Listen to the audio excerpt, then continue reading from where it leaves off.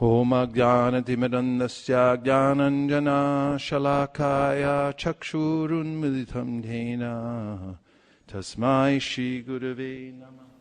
Jaya Radha Madhava Kunja Bihari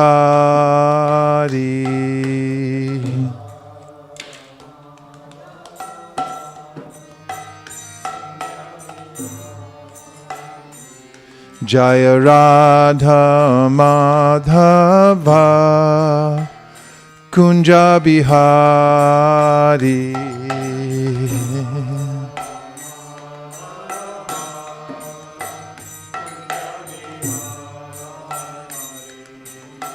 Gopi Jana Vallabha Girivaradhari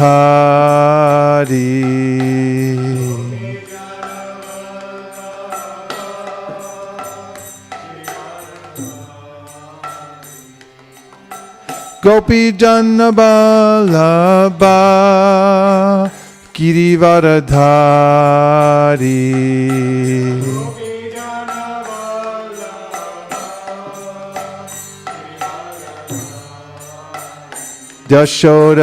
Yashodanandana Vrajajanaranjana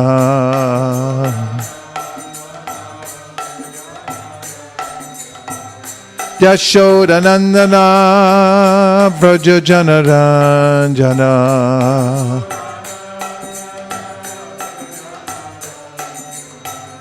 Yashodanandana Vrajajanaranjana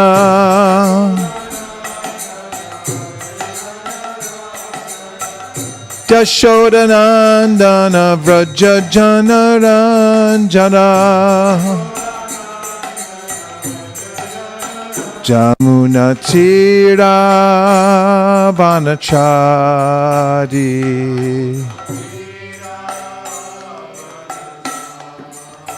Jamunatira Vanachari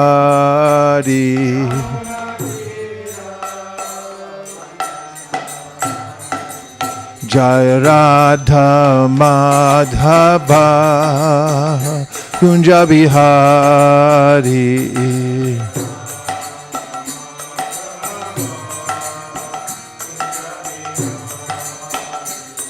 Jaya Radha Madhava Kunja Bihari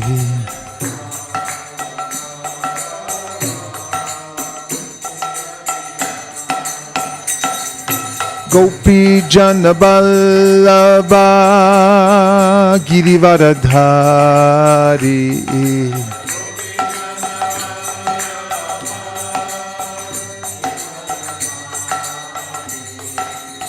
Gopi Jana Vallabha Girivaradhari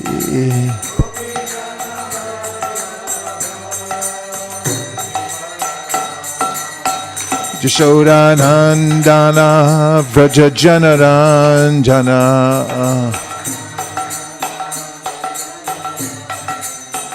Yashodanandana Vrajajanaranjana Yashodanandana Vrajajanaranjana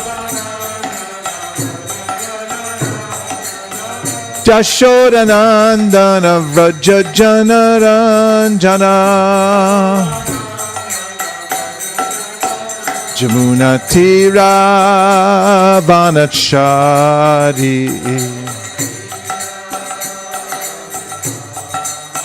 Jamunatira Vanachari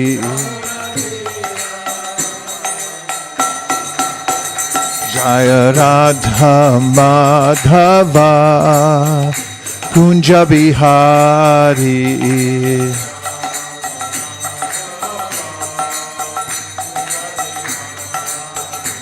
Jaya Radha Madhava Kunja Bihari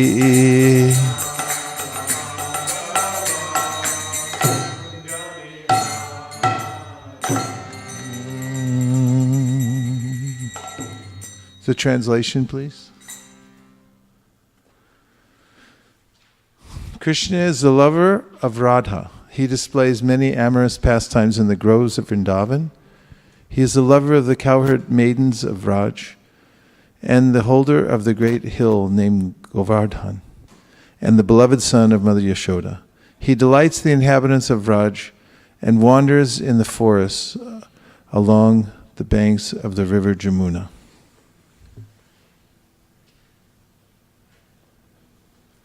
Srila Prabhupada gave this as a complete picture of the spiritual world, and to have that image in our mind, which is readily available in song, is a great advantage that we have, because when one has a clear goal in one's spiritual practice, then one can fix the mind, as Krishna has said, man mana bhavamat bhakto, fix your mind on me. So fixing one's mind on Krishna means not just on Krishna alone, but on Krishna with his devotees and in his hometown with his beloved friends and lovers and parents and friends who play with him every day. And this song brings that complete image of the Supreme Lord in the spiritual world. So Prabhupada chose this song. It was something that he sang before every Srimad-Bhagavatam class.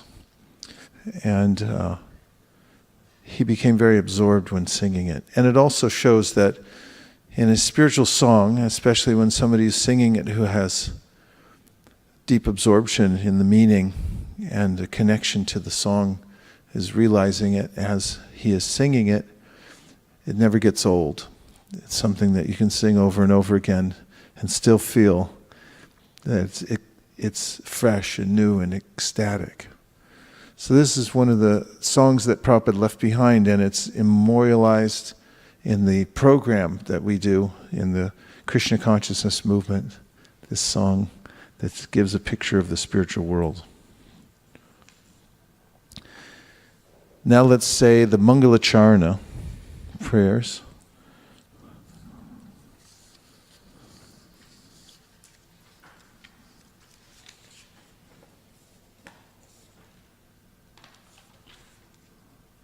So the word Mangala Acharana means an enactment of auspiciousness.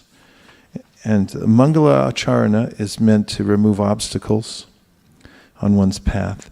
Also, it's supposed to define objective. When we find the Mangalacharana in the books of the Acharyas, they're also defining what their objective is. They also give benedictions in the Mangalacharana.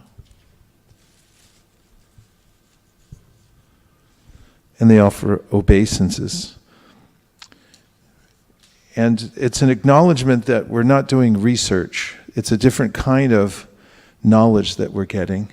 We're submitting ourselves to the previous perfect authorities. They're perfect because they are following Krishna's instructions through the disciplic succession.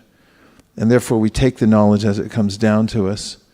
In a research environment, one may be pounding on the door of nature to say, let me in. I'm coming in, whether you like it or not, and I'm going to find a way in to discover your secrets. But in the mood of the Mangalacharana, one's opening one's heart and mind to the mysteries being passed down from the Supreme Personality of Godhead. As Krishna says, Raja Vijaya Raja Kuyam Pavitramidamuttamam Pratyakshavagam Dharmyam Susukam Kartamavyam. He describes this knowledge that he's speaking in the Bhagavad Gita as the king of all knowledge and the most secret of all secrets. And that secret can only be known to those who are submissive and surrendered to Krishna. Bhaktyamam abhijanati, Krishna says, just for the devotees, for the bhaktas. So Mangalacharana is a traditional way of approaching any spiritual topic. And this Mangalacharana is regularly recited in ISKCON, as it was a sequence that Prabhupada particularly recited oftentimes, and he included in the beginning of the Bhagavad Gita. Om Ajnana Timirandasya Jnananjana Shalakaya Chakshurun Militam Dena Tasmai Shri Gurave Namaha. I'm going to start over. Om Ajnana Timirandasya Jnananjana Shalakaya Chakshurun Militam Dena Tasmai Shri Gurave Namaha. Shri Chaitanya Manobhishtam Stapitam Yena Bhutale Swayam Rupa Kadahmayam Dadati Swapadantikam Vandeham Sri Guru Sri Yuta Padakamalam Shri Gurun Vaishnavamscha Shri Rupam Sagrajatam Sahagana Raghunathan Vitam Tam Sajivam Sadvetam Sadvatutam Parijana Sahitam Krishna Chaitanya Devam Shri Radha Krishna Padan Sahagana Lalita Shri Vishakanvitamscha. He Krishna Karuna Sindho Dinabandho Jagatpate Gopesha Gopika Kanta Radha Kanta Namostute Tapta Kanchana Gaurangi Radhe Vrindavaneshwari Vrishabhanu Sute Devi Pranamami Hari Priye Vancha Kalpatarubhyascha Kripa Sindhubhya Evacha Patitanam Pavanebhyo Vaishnavebhyo Namo Namaha. Jaya Shri Krishna Chaitanya Prabhu Nityananda Shri Advaita Gadadhara Shivasari Gaura Bhakta Vrinda. Hare Krishna Krishna Krishna Hare Hare Hare Rama Rama Rama Hare Hare. And the translation?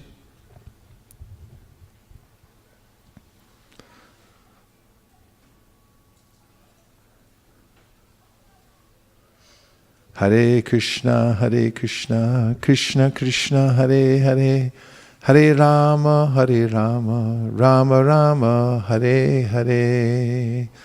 I offer my respectful obeisances unto my spiritual master, who has opened my eyes, which were blinded by the darkness of ignorance, with the torchlight of knowledge. When will Srila Rupa Goswami Prabhupada, who has established within this material world the mission to fulfill the desire of Lord Chaitanya, give me shelter under his lotus feet? I offer my respectful obeisances unto the lotus feet of my spiritual master and of all the other preceptors on the path of devotional service. I offer my respectful obeisances unto all the Vaishnavas and unto the 6 Goswamis, including Srila Rupa Goswami, Srila Sanatan Goswami, Raghunath Das Goswami, Jiva Goswami, and their associates. I offer my respectful obeisances unto Advaita Acharya Prabhu, Sri Nityananda Prabhu, Sri Chaitanya Mahaprabhu, and all his devotees headed by Srivas Thakur. I then offer my respectful obeisances unto the lotus feet of Lord Krishna, Srimati Radharani, and all the gopis headed by Lalita and Vishaka. I offer my respectful obeisances unto... Okay.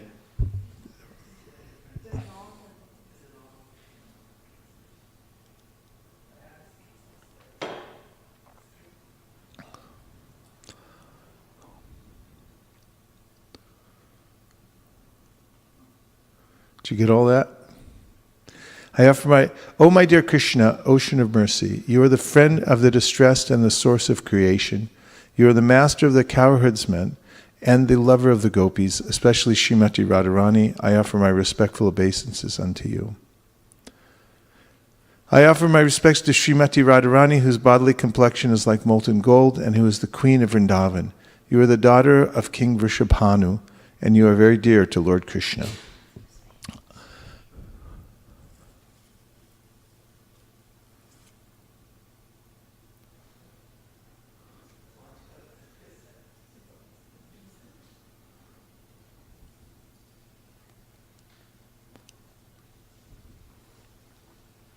There it was. I offer my respectful obeisances unto all the Vaishnava devotees of the Lord. They are just like desire trees who can fulfill the desires of everyone, and they are full of compassion for the fallen conditioned souls.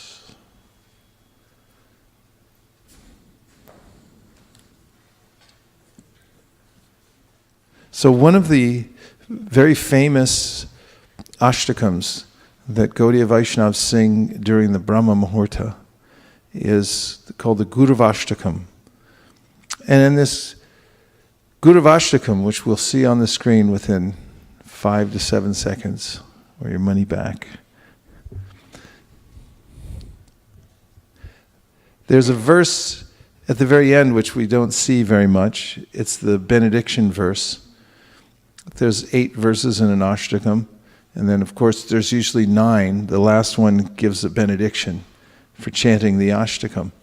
And the last verse says, Srimad-Bhagavatam etaruchar brahme muhurte patita priyatna yastena vrindavananata sakshat sevaiva labhya janasonta eva.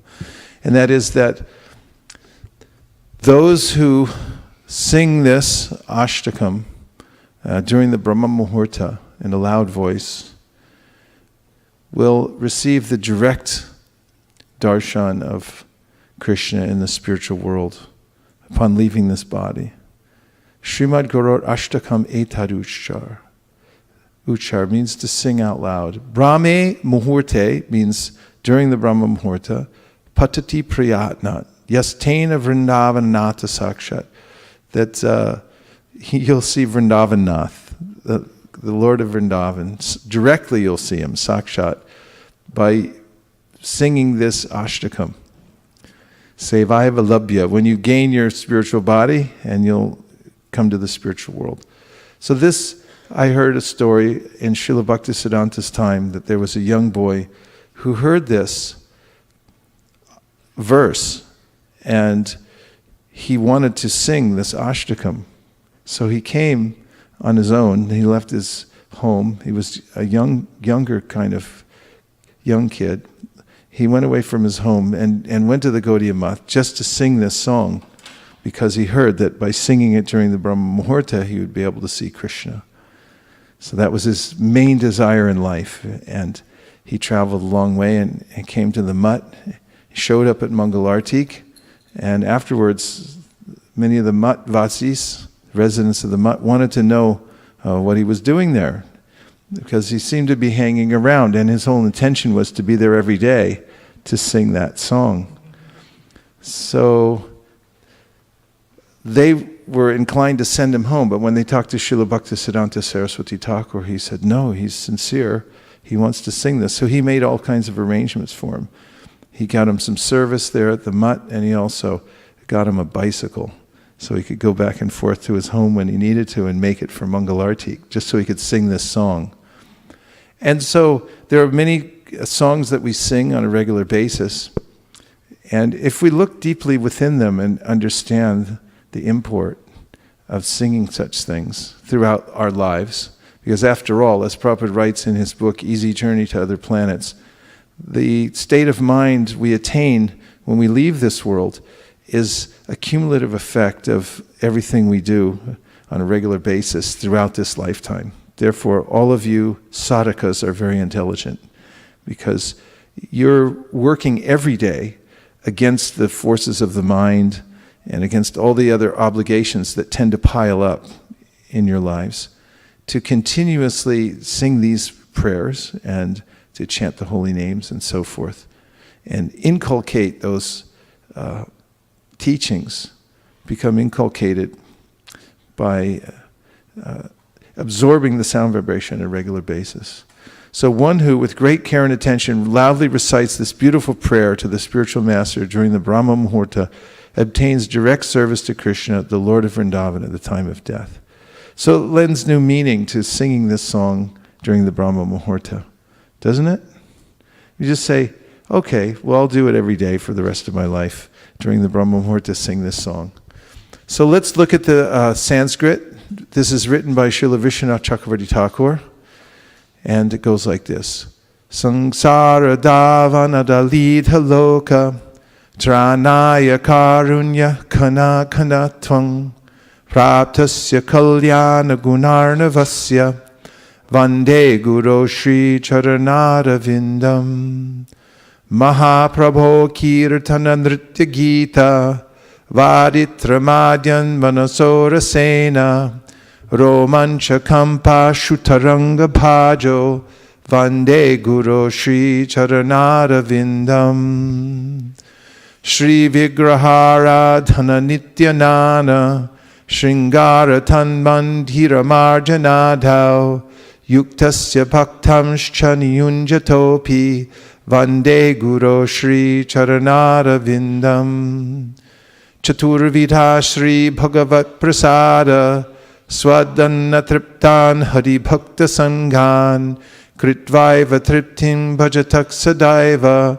Vande Guru Shri Charanarvindam Shri Radhika Madhava Yorapara Madhurya Lila Gunarupa Namnam Pratikshana Swadhanalolupasya Vande Guru Shri Charanarvindam Nikunjayuno Ratikeli Siddhai Yayali Bir Yuktirapekshaniya Tatrati Daksyad Atiballabhasya Vande Guru Shri Charanarvindam Sakshat Daritvena Samasta Shastra Ruktastata Bhavyata Eva Sadbihi Kintu Praporya Priya Eva Tasya Vande Guru Shri Charanarvindam Yasya Prasadad Bhagavat Prasado Yasya Prasada Nagati Kutopi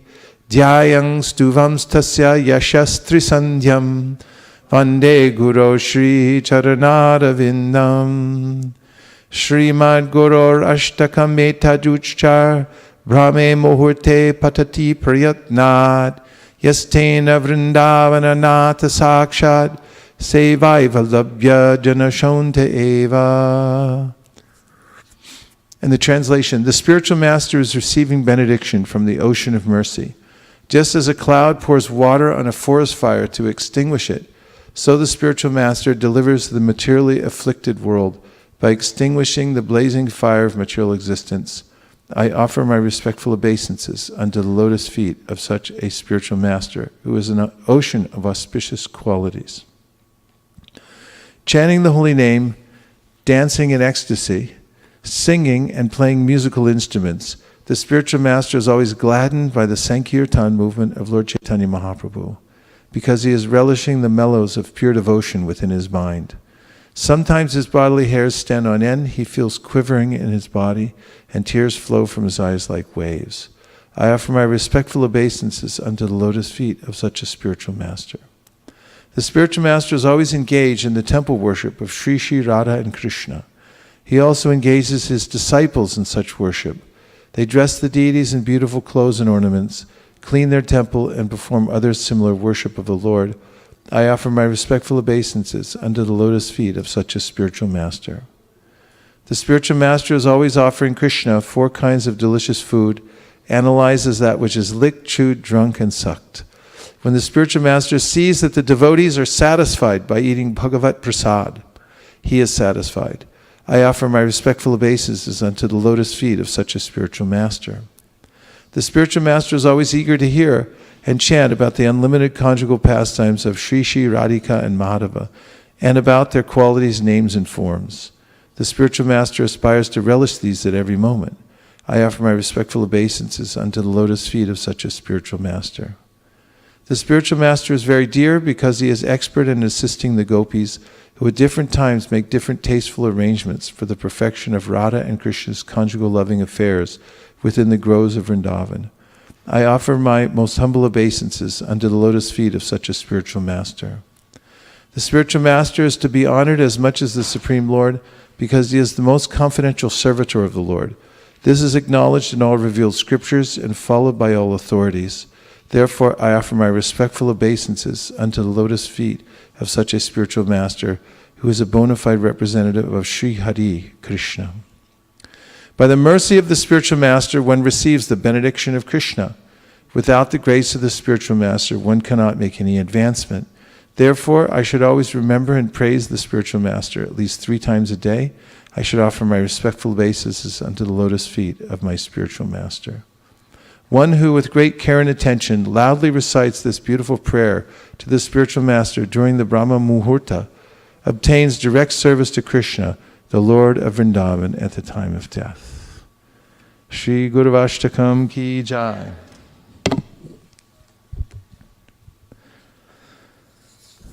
So then there's, this is, prayer to the spiritual master is also a way in which we offer a pranam mantra to the spiritual master. And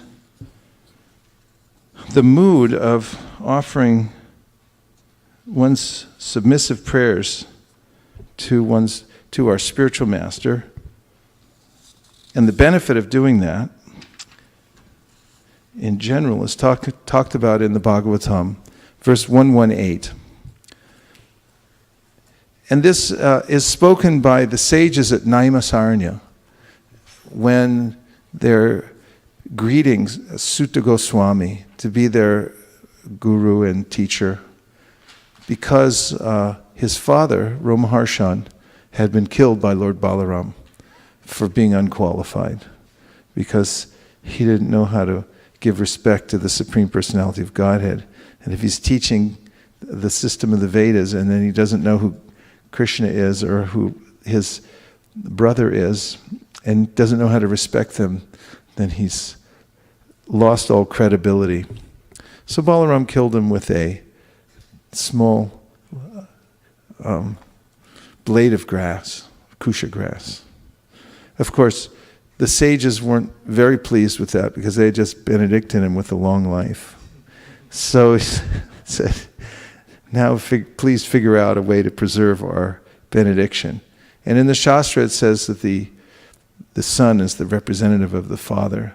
So they elevated Sutta Goswami to that same position and transferred. It's transferable, these benedictions. As it actually is. It says in the Hari Bhakti Vilas that if you're fasting, you can fast on behalf of others as well. If they can't fast, they can ask you. So you can sign people up. Because actually, Hari Bhakti Vilas says they get credit, but you get twice the credit, or even more, for fasting on behalf of others. So you can take a list of people. Probably get a lot, too. So as Sutta sat down to deliver the message of the Bhagavatam, the sages were glorifying him and telling why he was qualified to speak in that assembly.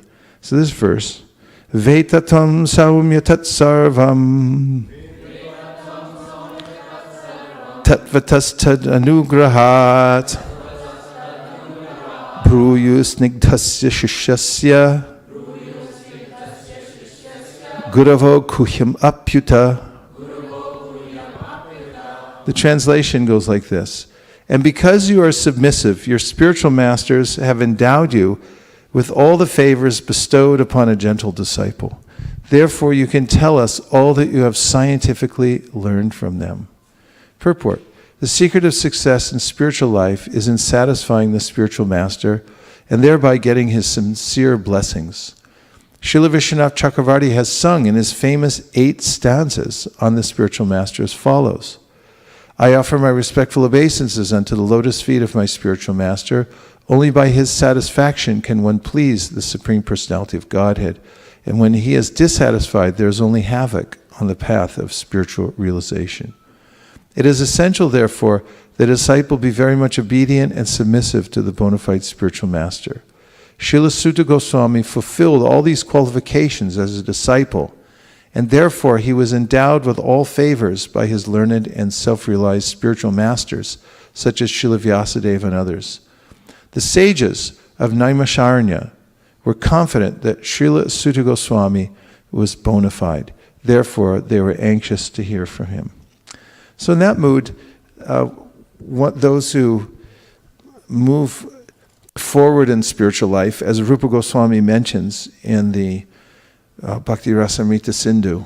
Out of the various items, 64 items of devotional practice, he mentions first and foremost, Adau Gurv-astakam, one should take shelter of Guru. As Guru represents Krishna, and Guru also represents the scripture. As Guru only speaks on the basis of scripture and acts as a representative of Krishna in that way. Speaking is the most important aspect of a guru, what he or she speaks. And in taking shelter of a spiritual master, there's also a way in which one takes the pranam mantra of that guru, and then will recite that pranam mantra when offering obeisances to the spiritual master. Interestingly, as it's mentioned in the regulations of and given in the Nectar of Devotion, this is various offenses that one should avoid. This is number 29 in the chapter 8 of the Nectar of Devotion. Prabhupada writes, one should not offer obeisances silently to the spiritual master, or in other words, one should recite aloud the prayers to the spiritual master while offering obeisances. So one could possibly develop the habit of just, as Prabhupada said, a chopping method. You just sort of abbreviate everything for the sake of efficiency, and forget about the feeling behind it, offering obeisances to the spiritual master. So a while back, I was thinking about that, and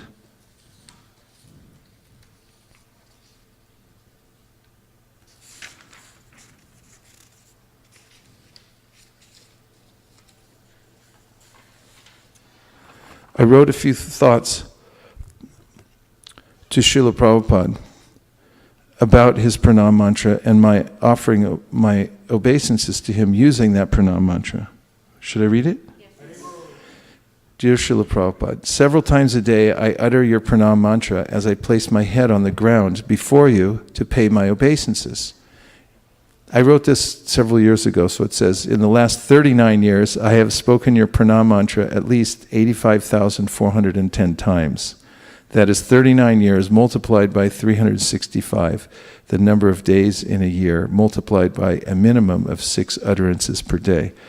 So now it's a few more, because it's, anyway. That was like 5 years ago. Many years ago, I made a pilgrimage to Jagannath Puri with a senior godbrother and dear friend. As we visited various temples, we made our obeisances before each deity we saw while reciting your pranam mantra, Nama Om Vishnu Padaya. After visiting several temples, my godbrother turned to me and asked, why do we say Srila Prabhupada's pranam mantra as we offer obeisances before each deity we visit? I replied, as you are senior to me, please tell me what is on your mind. He said, we are notifying the deity that we are under Srila Prabhupada's care and that we are his servants. He added, this is our ticket to come in here. My godbrother's explanation made sense to me. A common citizen may only meet the president of the country through his connection with somebody who is in intimate touch with the president. Similarly, to meet Krishna, one must be under one who is dear to Krishna. Shastra supports this point of view. In the Chaitanya Bhagavatam it is said, there may be some doubt about a devotee of Lord Vishnu attaining perfection. However, there is no doubt that the devotee of Lord Vishnu will attain perfection. People often say, what you know isn't as important as who you know. Once I saw the following message printed on a t-shirt indicating a similar principle. A good lawyer knows the law, a great lawyer knows the judge. Therefore, as I recite your pranam mantra, appreciating its many meanings, saying Namaha, literally not me, I humbly submit myself to your direction. You are my spiritual master eternally. Om reminds me that you are God's representative. Vishnu Padaya Krishna Preshtaya Bhutale reminds me that even while in the material world you are very dear to the Lord and are always at his lotus feet. Preshtaya indicates Krishna's extreme fondness for you. Next are your names, Srimate Bhaktivedanta Swamin. In Shakespeare's Romeo and Juliet, Juliet says, what is in a name? That which we call a rose by any other name would smell as sweet. In other words, we treasure the name of those we love. In his song Bhajan Gita, Bhaktivinoda remembers the names and exalted qualities of the great Vaishnavas and says, Ajastra smara smara re. Oh, remember, always remember these names. In your pranam mantra, your names, Bhaktivedanta and Swami, remind me of your perfect success in your life of devotion. You are a real person with a history as a child, a son, a student, a grihasta, a father, a disciple, a businessman, a vanaprastha, a sannyasi, a spiritual master, and a world acharya. As a series of fine threads make up a magnificent quilt, the many aspects of your life of pure devotion are woven into your names, and they shine forth as I recite them. Born to parents dedicated to pure devotional service, you entered this world hearing the names of Radha and Krishna and seeing their forms. As a child, you were most attached to Lord Jagannath and kept by your bedside at night the Rath your father made for you to enact the Rath Yatra ceremony among your family and friends.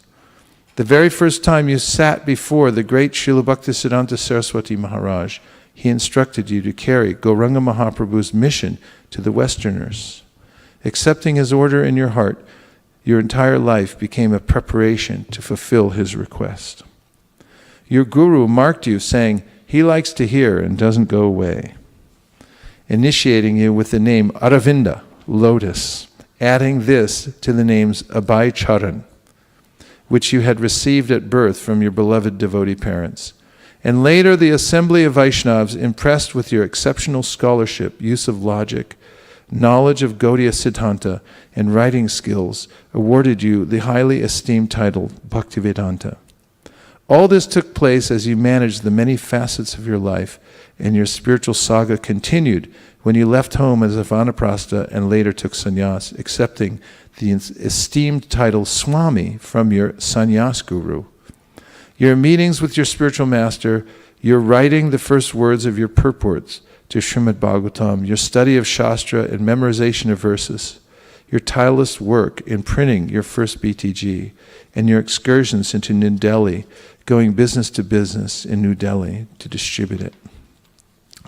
As I recite Bhaktivedanta Swami Niti Namine, I sense the depth of your life and yearn to see your activities the way Valmiki envisioned the complete pastimes of Lord Ramachandra in his heart. The names Bhaktivedanta Swami will be forever famous in the history of the universe. As I recite them, I feel both pride, knowing that you are my guru, as well as the heaviness of my responsibility to represent you by following in your footsteps.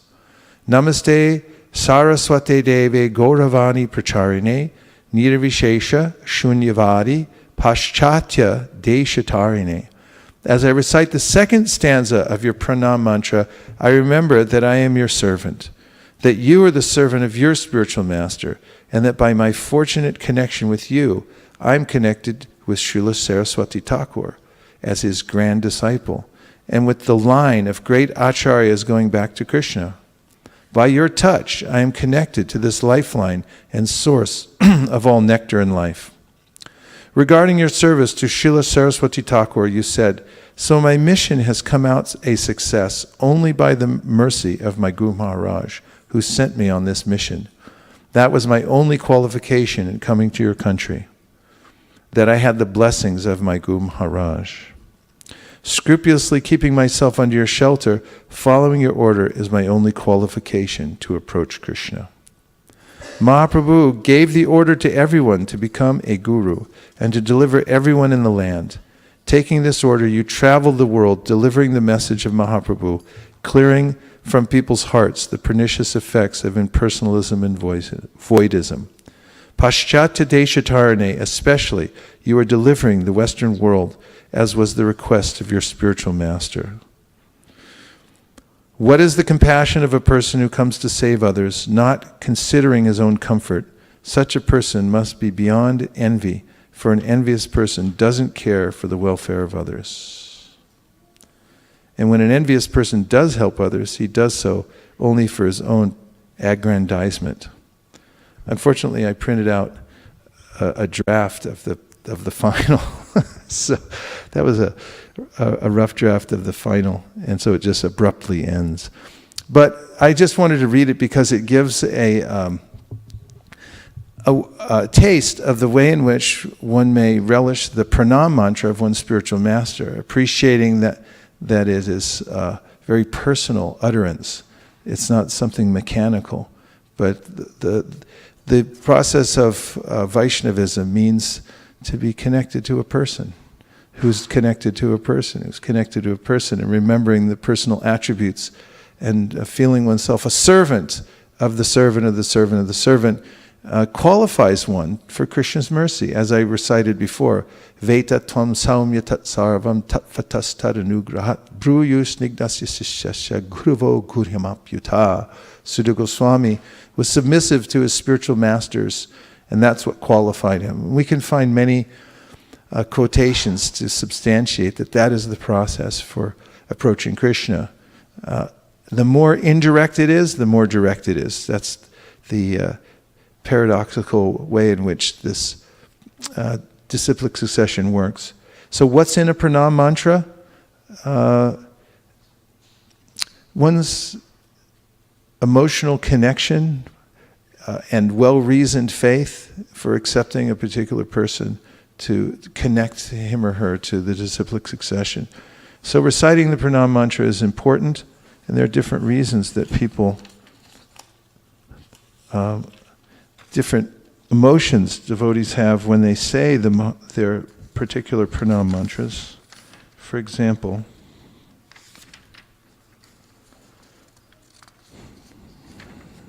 Prabhupada writes about how the four Kumaras, the four sages, felt so much obliged to the Lord that they offered their respectful obeisances to him again and again. I was asking Satyadev Prabhu on the way down here about pranam mantras, why he says the pranam mantra to his guru, and he says, out of a feeling of gratitude. So if one's offering prayers to one's spiritual master, one can feel gratitude. Prabhupada writes in 429.75, one should always engage in the Lord's devotional service as recommended in the Archana Marg. One should worship the deity in the temple and constantly offer obeisances to the spiritual master and the deity. These processes are recommended to one who actually wants to become free from material entanglement. I mean, who could have guessed that by bowing down, one actually makes real advancement in life? It seems counterintuitive to the process of material research that I'll barge in and find out the secrets by capturing them.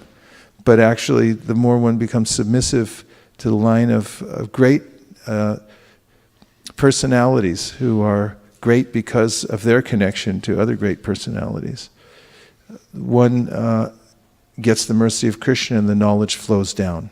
Krishna confirms, Tadvidi pranipatena pariprashnena sevaya upadakshanti te jnanam jnaninas tattvadarshinaha. In the Bhagavad Gita 4th chapter, Krishna is describing transcendental knowledge. So how do you get it? He says, approach a spiritual master, Tadvidi, and inquire submissively, render service, be pranipat, be submissive. And in that way, you can come to know the truth. So pranam mantras are a part of our tradition. They're very important. And one can relish them by taking more note about what they mean and putting some feeling into offering them. Actually, offering obeisance is a respite. In our days often filled with one activity after another, and motivated by, I have to keep up, and I have to keep moving, otherwise I'll fall behind, and so forth. The chance to actually put one's head on the floor, say the pranam mantra from one's spiritual master, and take a moment to reflect on the fact that I'm actually moving in this world only by the mercy of Krishna anyway, and I'm an insignificant being. That will go much further than simply pushing ahead day after day to try to advance one's agenda. Take time. And as the verse says, at least 3 times a day I offer obeisances to the spiritual master. So this refers to, in the last verse of the Gurv-astakam, that in the mantras that one receives during Diksha, there are 7 various Gayatri mantras that one receives from the spiritual master in our line. And one of them is the Guru Gayatri, in which one offers obeisances to the Guru. So this means, and I was thinking about it today when I stopped to do my noon Gayatri, there's every impetus nowadays to just keep working and not stop. Don't stop in the morning, don't stop in the afternoon, don't stop at night, because there's so much to do. But when we actually stop and go to a realm that is beyond the mode of passion, which is all about creation. The creation takes place because of the mode of passion. And if you think about spiritual activities, they take us to a realm that is beyond creation. When we're within the realm of the creative energy, there is a beginning and an end, and there are also many flaws. But as we see from the Bhagavad Gita, the soul's not created. There's no beginning and no end. So what are you trying to get to a finish line for? Because there's nowhere to go. We realize that oftentimes when we're chanting japa, because it's in a circle. You just keep going around and around. Or even more so, I think of it when I'm at Govardhan Hill and I'm walking in a circle. Oftentimes I'm going from here to there, and then I get my reward. But walking around Govardhan, you end up in the same place you started from. You're just going around. And that's the the realm where one is meditating on one's existence beyond this creation. So we take time, 3 times a day at least, those who have the second initiation, to meditate on the spiritual master and offer obeisances. And is there a fruit in that? Yes, there is. Taking that time to reconnect throughout the day to the disciplic succession through one's spiritual master is highly beneficial. So the pranam mantra is a very important aspect of our practice of devotional service. Any reflections? Yes. Gaurav.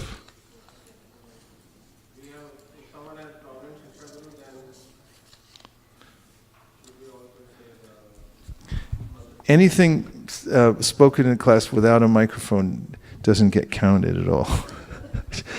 Although it may be brilliant, still we can't count it. Right. If there is a prominent Shiksha Guru for someone, then is it also customary to say Pranam Mantra for Shiksha Guru with Diksha Guru? Well, we have, Gora Virvava Bhomestam Nirdesa Sajana Priya Vaishnava Sarvabhoma Sri Jagannathaya Te Namaha.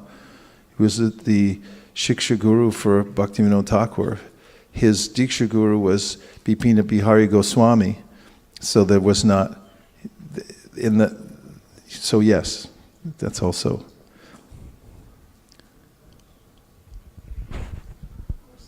Yes, question. In the pranam mantra, like most of the time, almost all the time, there's name, like full name. So I sometimes personally feel uncomfortable taking the name. So why is that there? Instead of that, we can use something else. Because you're saying because the name of the spiritual master is in the mantra, yeah. And you don't want to say the name of the. So that argument was already put aside by Chaitanya Mahaprabhu, because Ballava made that argument to the assembly of Vaishnavas in Puri. He did it a different way. He came in and said, "You're always chanting Hare Krishna, but actually, in relationship to Krishna, we're a subordinate. He's the pati, and the wife never says the name of her husband. So all you Vaishnavas, you're here chanting the names over and over again. So that's not correct." And Mahaprabhu said, actually, when the pati says, "Say my name," then it's your duty to say the name. So you're wrong.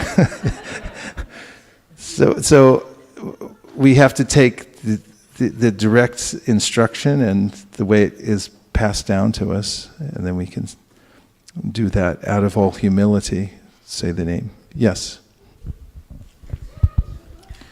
So Maharaj, the Gurv-astakam is sung in 3 different tunes depending on the time of the day. So what's the significance of having a different tune? The significance of various tunes is that there are moods throughout the day that are reflected in the tunes that we sing, the different ragas. I mean, there are actually as many ragas as there are species of life. There are as many ragas as there are species of life. And 16,000 of those ragas come directly from the gopis in Golokadam. And some of them are available in this world. If you talk to Gaurav, probably.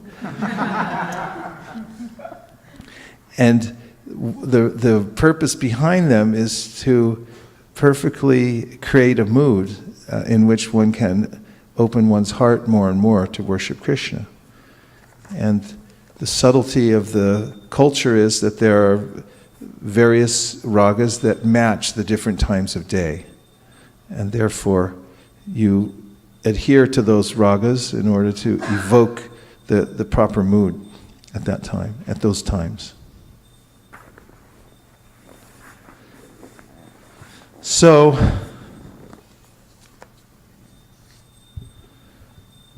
reciting pranam mantras, satisfied? Something. Gurv-astakam, satisfied? That story is really touching, isn't it? Of the little boy, it's simple. He's like, I heard that you get, this benediction of seeing Krishna, so I'm going to come, I'll dedicate my life. We could take it for granted and say, oh, Mangalartik, we just say the prayer. But if you actually appreciate even one aspect of our practice and enter into it deeply with your whole heart, then you can become fully absorbed. Another aspect is Jai Radha Madhava. We talked about that song. And the importance of Bhagavad Gita. I have a few thoughts about that because Prabhupada, and actually all the great acharyas comment on Bhagavad Gita and quote from the Bhagavad Gita. It's standard praman for all of the Vaishnavas anywhere. If anybody doesn't accept Bhagavad Gita, then they're not considered in the line of Vaishnavas at all. Shruti smiti paranadi panchachiki vidimbina aikantiki harer bhaktir upatayaiva kalpate. Those who don't refer to the Bhagavad Gita, which is many people, because many people have Bhagavad Gita, but they don't read it. They might have picked up what Bhagavad Gita means from Bollywood movie or from a comic book or something like that, but they haven't actually read it themselves. But our process is to read Bhagavad Gita every day. Prabhupada writes about this. He says, I thank you so much for having nicely appreciated the Bhagavad Gita as it is. This book should be read by all my students at least 1 chapter per day. And in Kirtan class, it should be discussed shloka after shloka. Practically, we have tried to explain in this book all of the basic principles of Krishna consciousness. If you can simply cram Bhagavad Gita, then you will surely become a very good preacher. Anybody here ever crammed for anything? Raise your hand if you've crammed. All right. So you know how to cram then, right? So Prabhupada says, cram Bhagavad Gita. What would you do, for instance, to cram for other things? Huh? Did you stay up all night? Yes. Did you put up pages of what you're trying to learn on the mirror and everywhere else around your room, on your car dashboard or wherever you were, back of your eyelids? Anywhere you can do it. This is cramming. Just get as much as you can. So this is Prabhupada's mood about reading Bhagavad Gita. So you have full permission to read Bhagavad Gita, and if anybody bothers you about it, says you're reading Bhagavad Gita too much, tell them to jump in a lake. Preferably Radhakund. Okay. Next is from Purport 7523. Prabhupada writes, if one commits any of the above offenses to be avoided while worshipping the deity are listed in this section, one must read at least 1 chapter of Bhagavad Gita. This is confirmed in the Skanda Purana Avantikanda. So it's a known fact that, well, performing seva, worshiping the deity, doing deity temple services, one can commit what's called seva aparad. And to counteract those seva aparadas, one must chant one chapter of Bhagavad Gita. So you have to do it. It's not an option. You have to do it. Okay. Next, please try to read this Bhagavad Gita as it is. It is science of God. You will understand, you will realize, and chant this Hare Krishna mantra. The Hare Krishna mantra will cleanse your heart. Then after cleansing your heart, if you read one chapter of Bhagavad Gita, you will understand gradually what is God, what you are, what is your relationship with God. And when you understand all these things and you develop your love for God, you become perfectly happy. Nice diet. Chant Hare Krishna, read Bhagavad Gita. That's healthy. And if you don't do that, you become anemic. And when you become anemic in the material world, you get captured by Maya and you start thinking things that aren't nice, you start thinking they're nice.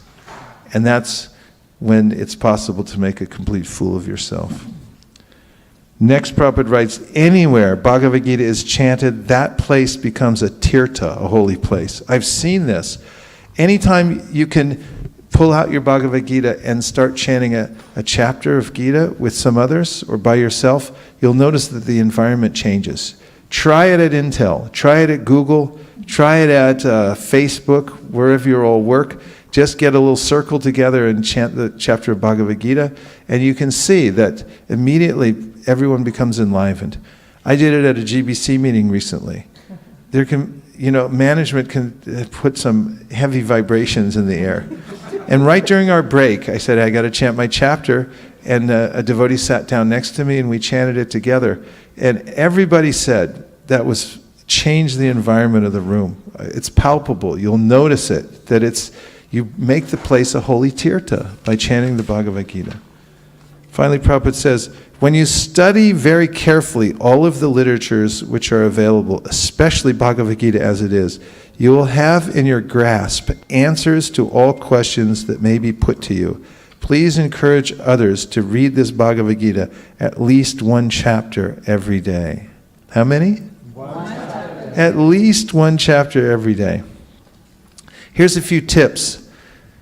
Try chanting the same chapter every day for a month. Doing this, you'll become familiar with the shlokas and remember them. This helps to develop a taste for chanting.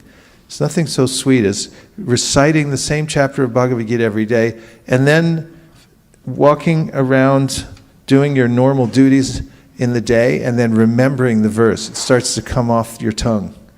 And this is Krishna reminding you of this transcendental vibration. Another is bring your Bhagavad Gita with you wherever you go. You never know when you'll get a chance to chant your chapter of Bhagavad Gita. Waiting for a software program to download, chant your chapter. You ever get on hold? Anybody put you on hold online? Frustrating? Yes. What about if you have a computer, like on the Mac, if it's stuck, it has that little ball of death rolling around? Just say, okay, I'll chant my chapter. I'll wait till it's done. Take those opportunities, every opportunity you can. It's bona fide because we're in the process of cramming Bhagavad Gita. 3, record your chanting and listen to it at other times during the day. So it's so easy to record things and then just play them back. Say it once and then keep playing it over and over again and listen to your own voice. Get others to join chanting a chapter a day with you and do it together. And if you miss a day, continue the next day and make it up whenever you can. Because once you get a winning record, you'll want to keep it. This Gita Upanishad, Bhagavad Gita, the essence of all the Upanishads is just like a cow. And Lord Krishna, who is famous as a cowherd boy, is milking this cow. Arjuna is just like a calf. And learned scholars and pure devotees are to drink the nectarian milk of Bhagavad Gita. That's from the Gita Mahatmya, as most of you know. That's also in the introduction to the Bhagavad Gita. You can chant those Gita Mahatmya verses and relish it. Feedback means reflections. Anything about the Bhagavad Gita or anything else you heard so far.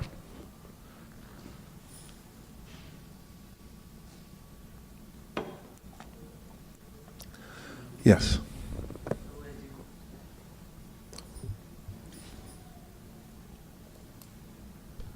As you mentioned, like wherever we chant the Bhagavad Gita, the atmosphere get transformed. It's feeling like a dham. Sometimes in my morning travel, it's not like regular, but sometimes I chant. And today I was like waiting for a train and just like waiting in a line, and I chanted myself Brahma Samhita, and I was hearing myself, and I feeling like I'm in temple and nobody's around. Even I enter in a train while chanting, and just train was also like I was standing in a train and feel like like the atmosphere was completely like nobody's around. So the vibration was really nice. Good point. I've seen advanced spiritualists, advanced devotees, and one of the ways in which they keep themselves always above Maya is they chant their daily shlokas. Besides chanting your rounds, which you have to do with great attention and care, you should also have a set of shlokas that you chant every day, and that you become the thing that you always do. And if you have that to look forward to during the day, you'll always be looking for an opportunity to chant those shlokas and get them done. Whether you're on a boat, you're in a cab, you're driving in your car, on an airplane, whatever it is, there's an appetite that one develops for doing those, and one over time feels the effect of keeping that kind of powerful vibration going in one's life. So this is excellent to also memorize these prayers and shlokas, and when you're driving to your work or whatever, just recite them. And then also when you go to the Dham, or you visit other temples, or you visit someone else's house to see their deities, as soon as you see the deities, just start reciting all your prayers. It's nice to take that time to get special mercy from the deities. Okay? Yes. Suresh. Yes, Prabhu. Bhagavad Gita Kinchidadita Ganga Jala Lava Kanika Pita Sakradapi Yena Murari Samarcha Kriyate Tasya Yamena Na Charcha. I'm sure we all understand that, but let me quickly translate that. Bhagavad Gita Kinchidadita. That means even if you read a little bit of Bhagavad Gita, Ganga Jala Lava Kanika Pita. So take the Ganges water, even a drop of it or a spoon of it. Lava Kanika Pita, Sakradapi Yena Murari Samacha. Once in a lifetime at least worship Sri Krishna. So Sakradapi Yena Murari Samacha, Kriyate Tasya Yamena Na Charcha. That means this person will have no problems with the Lord Yama at the time of parting with the body. Hare Krishna. Thank you very much. Beautiful. Just beautiful. Yes, Maharaj, I like the point of reading it repeatedly. What I've noticed is more you read, it becomes, you feel connected, and you feel you can understand it. Every time you read, next time you feel you have better understanding than the previous one.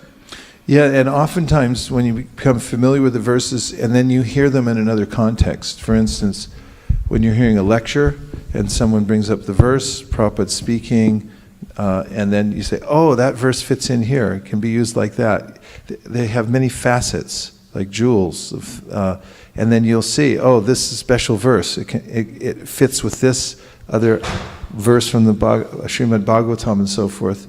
And in that way, connecting all the different shastras together is called Shastra Sunipana. This is one of the characteristics of the Uttama Adhikari. The Madhyama Adhikari has strong faith, but doesn't know how to fit all the shastra together. So you have to learn all the shastras. You have to learn the Bhagavad Gita, Srimad-Bhagavatam, Chaitanya Charitamrita, Mahabharata, and everything, like how it all fits. And know all the main verses that are used by the acharyas in different places. And that's the way to do it. Every single day, something, an investment in that. It's very important. Thank you. Yes. Hare Krishna, Guru Hare Maharaj. Krishna. I have noticed one thing, that during book distribution, when we mention that you should recite chapter a day and you should repeat it for 1 month, I have noticed that people really get interested in Bhagavad Gita and they ask why should we do it, and then we explain that repeated recitation, basically you will have your own thought process and you will get deeper value from the slokas. And they really like it and they want to follow the process and they take Bhagavad Gita because of that explanation. And Maharaj, you also suggested that we should record our own voice and listen to it. So I was just wondering what is the reason behind that, and we can even recommend. Well, first of all, you don't have to ask anybody else. You can just do it yourself. And you're always available to yourself, so you can just say, "Self, would you please record a chapter of Bhagavad Gita?" When you ask other people, like I've asked Mukunda Datta, and he's like, "Oh, okay, yeah, maybe later," and this and that. And they're like, "Okay, when's later? 5 years from now or what?" So, but if you ask yourself and you just take your phone and you just push the button, you can just record it. And I also read somewhere that when you hear your own voice and you're learning something, it goes in deeper. And I've noticed that. 2 ways in which I've noticed I learn verses faster. One is by hearing my own voice, reciting them, and also when I use them in my puja. So when my daily activity of offering puja to my shalagrams and Giriraj Shilas, and then I'll recite certain verses. And in that environment, somehow, Krishna allows me to learn them faster. So anyway, that's what I've heard and experienced from hearing your own voice. It's just easy, especially nowadays. I mean, you can record anything at any time, so might as well record verses and play them back. Gaurav.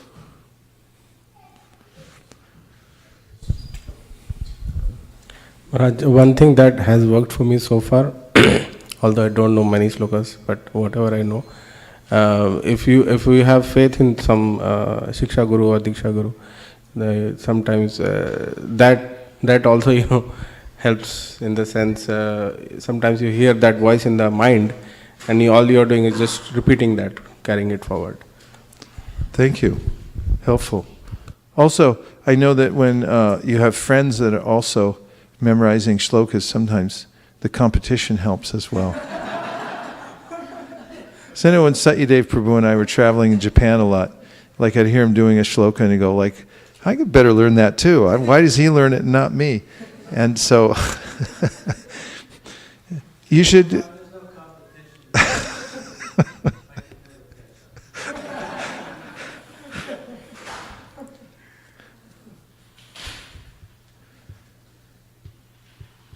So you could go through the selected verses from Bhagavad Gita. What's very helpful is this shloka book. And here we have selected verses from the teachings of His Divine Grace A.C. Bhaktivedanta Swami Prabhupada. I recommend that everyone keep one of these books with them. And these verses you'll find prominently displayed throughout Prabhupada's books and in his lectures and so forth. And when your mind becomes greedy for learning all kinds of verses and things like that, it can go all over the place. I used to spend time learning all kinds of obscure verses. But then I realized better I get these first. And when I started concentrating on these, it was very helpful to have a defined set to learn from. And anybody who's already learned C++ or JavaScript or anything like that, you could memorize this in maybe a month or something like that, because it's easier. So the Nrsimha prayers that we sing every day in ISKCON temples started at a particular time. Prabhupada wanted to protect the movement and its purity, so he introduced this chanting of the Nrsimha prayers. The main reason that we pray to Lord Nrsimhadev is to remove obstacles on our path of pure devotional service. And the verse itself, Namaste Narasimhaya, it's coming right up.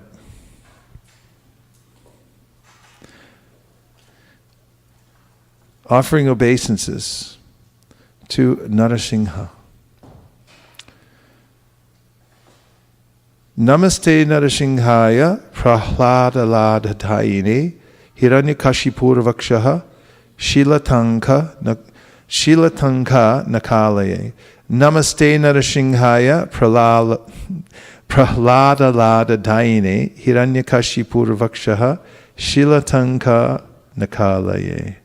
Namaste Narasinghaya Prahladaladathayine Hiranyakashipurvakshaha Shilatanka Nakalaye. I offer my obeisances to Lord Nrsingadev, who gives joy to Prahlad Maharaj and whose nails are like chisels on the stone-like chest of the demon Hiranyakashipu. Ito Nrsingha Parato Nrsingho Yato Yato Yami Tato Nrsinghaha Bahir Nrsingho Hridaye Nrsingho Nrsingha Baning Sharanam Prapadye. Lord Nrsingadev is here and also there. Wherever I go, Lord Nrsingadev is there. He is in the heart and is outside as well. I surrender to Lord Nrsinga, the origin of all things and the supreme refuge.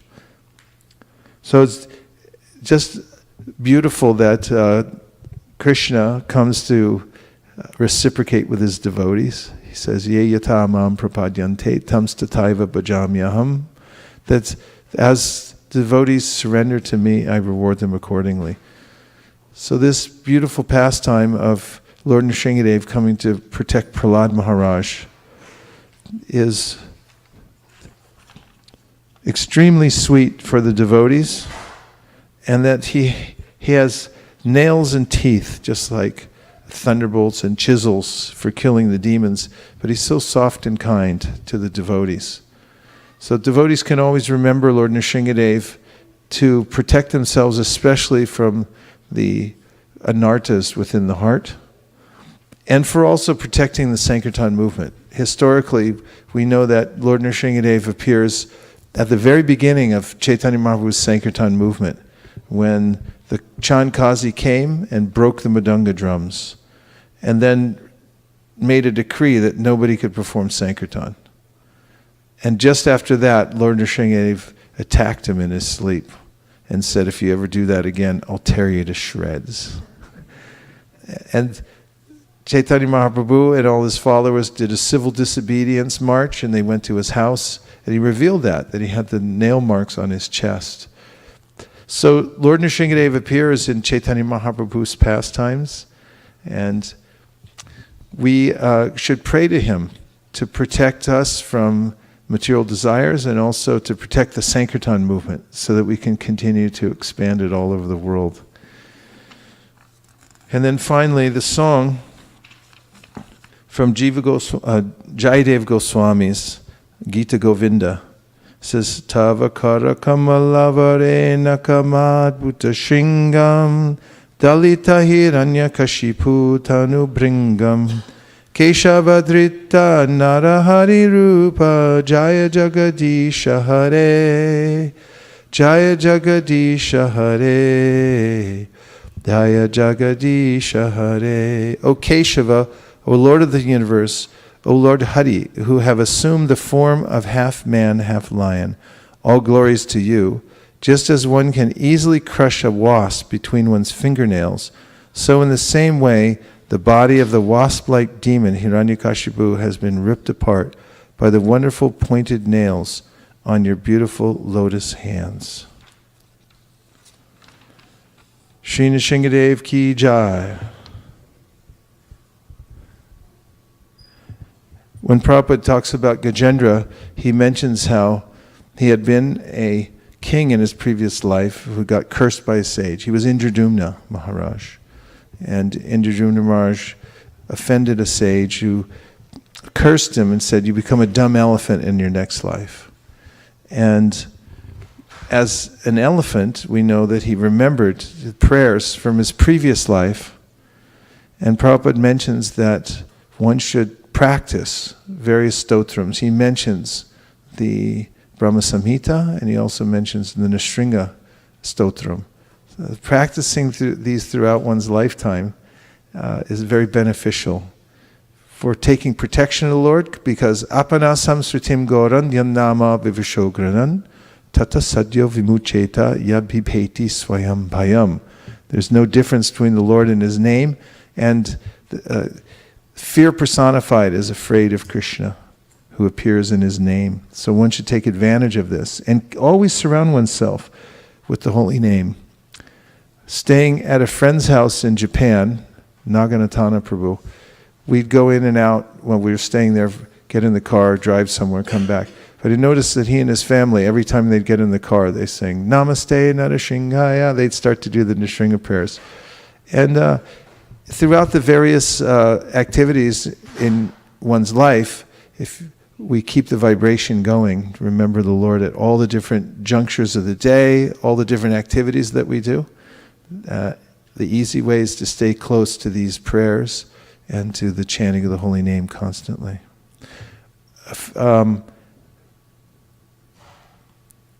Reflections about anything in the last section. Gaurav. Maharaj, you mentioned this is from Gita Govind, but this is from Dasavatar Stotram. Is it also? That's right. Dasavatar Stotram is the preface to the Gita Govinda, which is really interesting because here we're hearing about the great avatars and all their grandeur. There's a lot of Aishvarya Bhav in that. And purposely is to protect people from going into the Gita Govinda, which is about the romantic pastimes of Krishna, and thinking, oh, this is like me. Because first they hear about Vamandev kicking a hole in the universe and Nrsimhadev appearing as half man, half lion. So he put it there purposefully. So yes, Jayadev Goswami's Gita Govinda starts with the Dasavatar Stotram. Any other thing? Yes.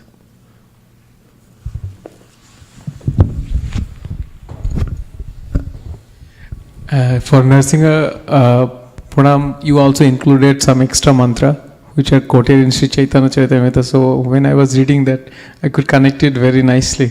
And the translation, it's so beautiful. Like when you even chant and you are in a mood, like depressive mood, or you are afraid of something, or you are intense, you just take shelter or utter those mantras and you feel like completely relieved of those stress. It's very good to chant Nrsimha Pranam mantra especially. Thank you for that realization. It's very nice when we hear from the devotees how they're applying these in their lives and their own personal realization. It catches on, doesn't it? Makes you want to take it up. Thank you. Nice. Hare Krishna Maharaj. I like the point which you said that one should pray to Lord Nrsimhadev to protect oneself from any material desires or anarthas that one might have in one's heart, and also to protect the Sankirtan movement. One can pray to Lord Nrsimhadev. Yeah. This is the main prayer of the devotee. Because as Prahlad Maharaj says to his classmates, there's no enemy within the 14 world except one's own uncontrolled mind and senses. I think that I have so many enemies, obstacles and stuff, but the real obstacle is my own adherence to maintaining material desires within the heart. So asking Lord Nrsimhadev to help out with the equipment that he has is a good idea. Yes?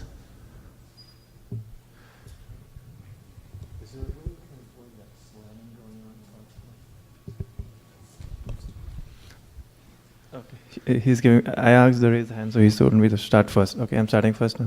So my question is like every book that we read, most of them has a Sanskrit translation. Sanskrit, then it translates to each and every word. Then it gives the purport of it. If most of the old books and every books you read is Sanskrit. So how important is to understand Sanskrit in general for the general public? Do you think learning Sanskrit is very important to proceed further, or it's something we can ignore, or we must do it? Just your opinion. Well, for the general public, it's not so important. Most people speak English mostly around the world. Therefore, Prabhupada came and taught in English. So it's sufficient for people to understand the science of Krishna consciousness, and therefore Prabhupada translated. However, those who become more interested and go more deeply within it, many of the Shastras are written in Sanskrit, so one can actually catch the nuance behind it as one starts to learn what various words mean, and if somebody actually knows a little Sanskrit. Of course, as Prabhupada used to say, a little Sanskrit learning can be dangerous. Because what happens then is, you start thinking, well, I'm an Acharya too, and I don't like that translation. I think it's just sort of like you can go off in a different direction, But it is important. If you're speaking prayers in a certain language and you want to go more deeply within them, then to learn the language becomes an obvious next step. But it's not required. Prabhupada never required us to do that. And it's remarkable how he laid it all out for us so we can look at the word for word and understand the correlation itself and take full shelter of the translation that he did give us. That was one of the important things about Prabhupada's presentation, was he was meticulous in making sure that everything came out properly. For instance, he would admonish the editors early on that they had to get it perfect, because he said if there's a mistake, it murders the whole book. He said one mistake murders the whole book. And he insisted that his editors make sure that every time they found a mistake, they would keep a record of it, and the next printing they would correct it. And they would go on like that. And so Prabhupada was meticulous in bringing these out. Sometimes you find books off the shelf here and there, and the translations are wrong. What do you do with that? That's a problem. And the reason he had such high standard for the BBT is because it matters. It actually matters how things get translated, and it matters how especially the Siddhanta is presented properly, and it doesn't get skewed in one way or the other. Yes? Hare Krishna Maharaj. Maharaj, I wanted to comment on Puja Mataji, who asked you the question about direct naming the Guru's name in the Pranam Mantra. I think it was more specific to, out of respect to taking the name of an adult or a senior person whom you respect as, and it's kind of a more cultural thing. So I had an experience when I was in England. I had to take my teacher's name, whose name was Brian. He kept on telling me, I always used to say Brian G, Brian Sir. It took me like almost many months to come to a level that it's customary to do it. But coming to this contest, I think it's good to do as directed rather than using your brain.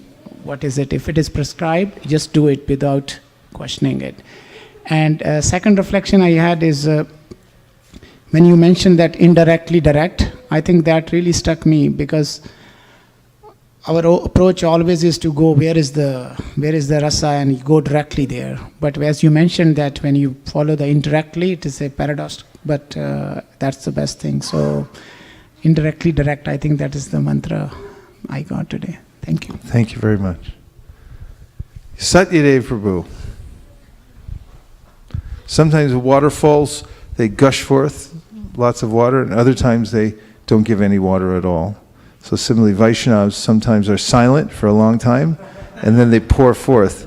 And by the way that Satyadev Prabhu just raised his hand, I can sense that there's a lot of water, spiritual water, about to come out. I just want to make a comment in relationship to the importance of the Sanskrit, and if it's important for Westerners particularly Westerners, to understand it. And I had the experience in 1972. Prabhupada stopped in Japan when we were there, and he was actually coming back from India back to America. So in 1970, I met him in Japan, and he was traveling from America to India to start the ISKCON movement in India. And so for 2 years, he was in India establishing the movement there, and then he was coming back to the West via Japan. And year by year, Prabhupada was introducing more of what's now our standard program. So at that time in 1972, he was actually introducing us to the importance of chanting the Sanskrit in the Bhagavatam classes.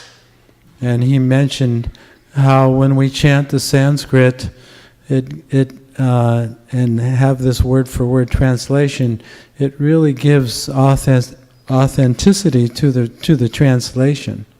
And so even, and I experience this when I'm giving classes in yoga centers and the like, where people are very unfamiliar with the Sanskrit.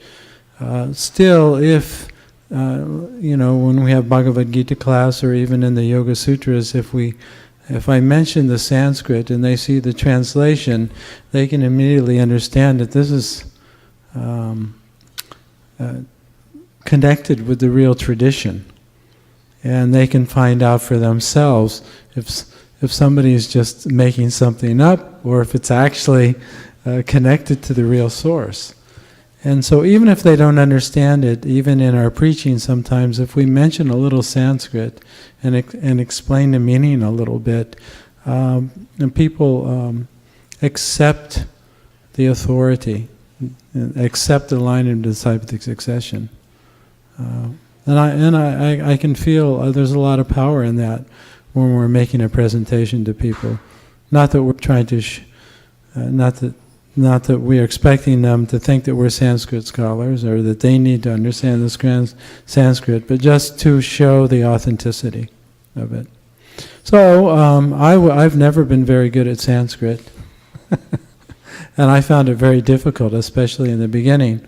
So Prabhupada sat us around in a circle before the class, and we were studying the second canto of Srimad-Bhagavatam, because that's as far as Prabhupada translated at that time. And we were chanting the chapter Lord in the Heart.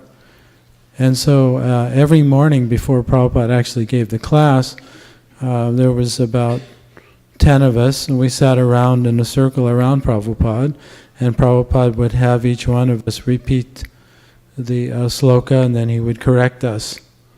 And not that he was expecting us to be Sanskrit scholars, but he wanted us to get used to vibrating, the original transcendental sound, and then doing the word for word, showing the authenticity, and then the translation and the purport, like that. And so in our preaching and in our speaking to others, we can follow that same program, maybe not as in depth, we can adjust it to whoever we're talking to, but I just see that when I do preach in that format, people are very receptive to it, and they feel the weight of the pure teaching and the authenticity of it. Ijo. I appreciated that you mentioned the authenticity factor. So we noticed that when Prabhupada was giving darshan, especially there were people from outside, or even amongst his disciples, while making points, he would often say, find out that verse. And Prabhupada could have just as well recited the verse, but he wanted the devotees to go and get the book and open it up and then recite the verse. And it's almost like in the court of law, it's exactly like in a court of law, where the lawyer presenting a case says, see, it goes back to this precedent, and there's case law that proves my legal theory and so forth. And so Prabhupada was constantly teaching in that way. So it's a very important point about knowing where things are and actually bringing them out to show that this is founded in something that is coming from Krishna himself, and is authorized. We're giving praman, the evidence from the infallible source. Not speaking willy-nilly or manufacturing, but connecting everything to the Shastra. That's the system. Yeah, nice to hear that, how Prabhupada wanted the devotees to learn how to recite also.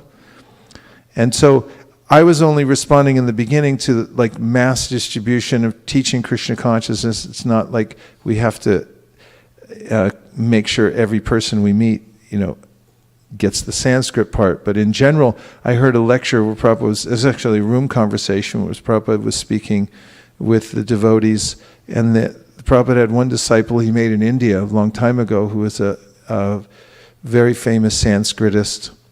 And also there was a movement there in India, I think, to make the national language, or to emphasize Hindi more than English at one point. And Prabhupada in that conversation was talking about the advantages of preaching in English, because it's a respected language, people all over the world are learning it and so forth. But at the same time, keeping the original sound vibration and presenting that. It's such a nice point you've made that I've even noticed when if I'm in a context where somebody's presenting their tradition and they actually know the original language of it, it does impress upon the mind. What to speak of the fact that the verses themselves have potency. Shrinvatam swakata Krishna punya shravana kirtana. Just in the recitation of the verses, Prabhupada would indicate, and the Bhagavatam indicates, that even if you don't know the language of them, the potency is there because they're transcendental verses. Namanyanantasya shonkitani yat shrinvanti gayanti grananti sadhava. They're full of the names of the Lord, and therefore they have these potencies.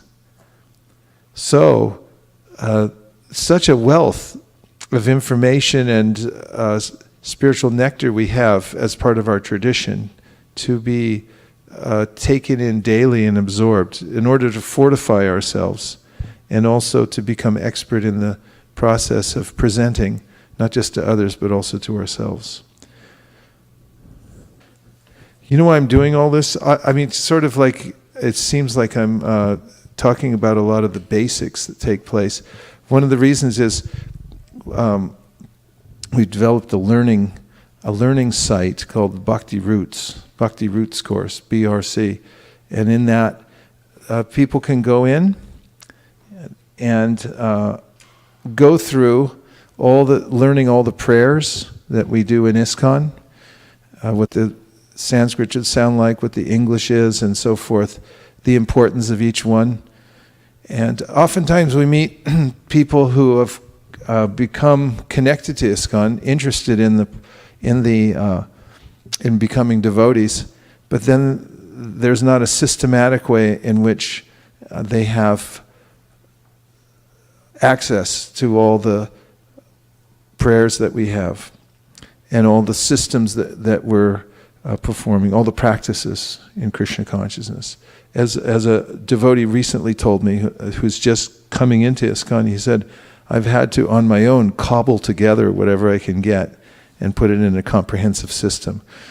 So we've been working for some time now, a team, and putting together this course called the Bhakti Roots course. And so some of the things that I'm talking about tonight are being recorded, and then they'll be edited so they can be put next to some of those various learning points.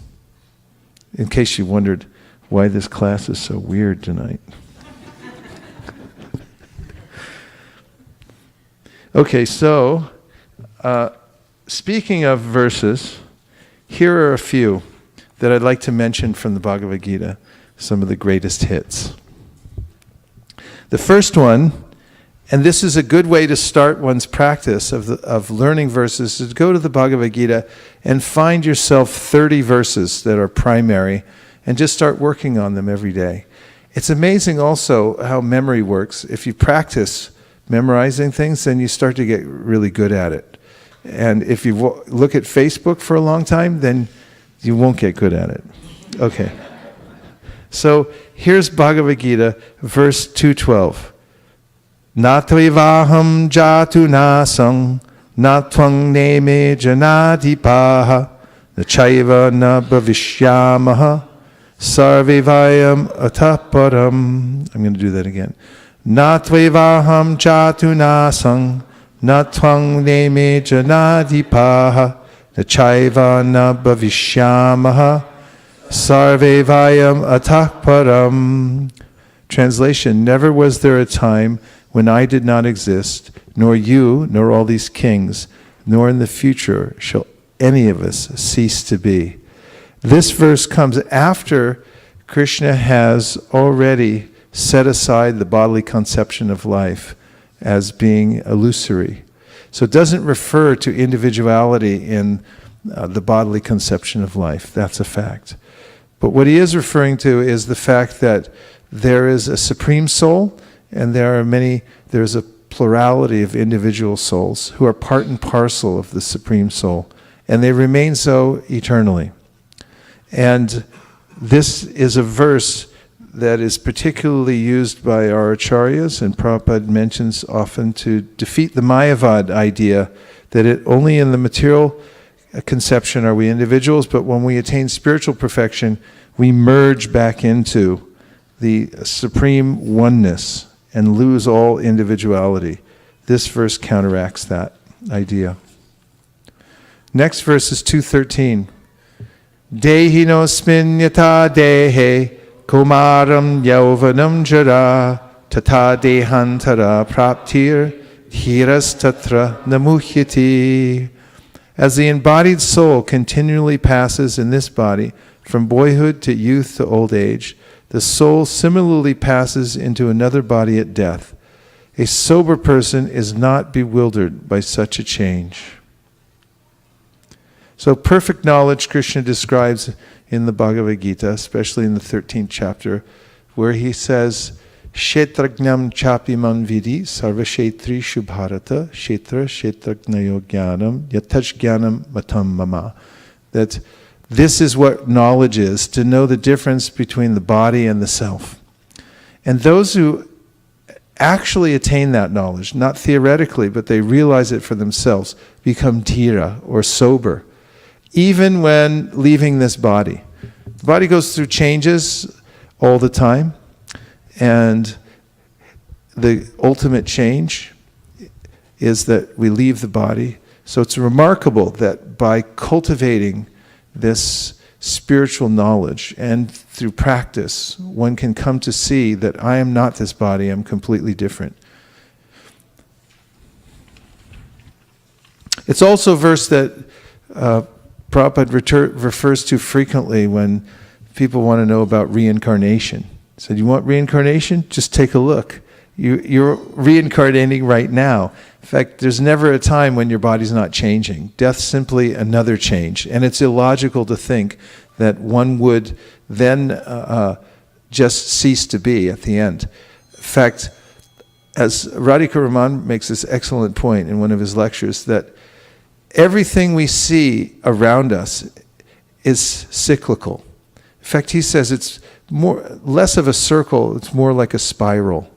You can either spiral up or you can spiral down. But everything in our experience in this world goes in cycles. Name some cycles. Seasons.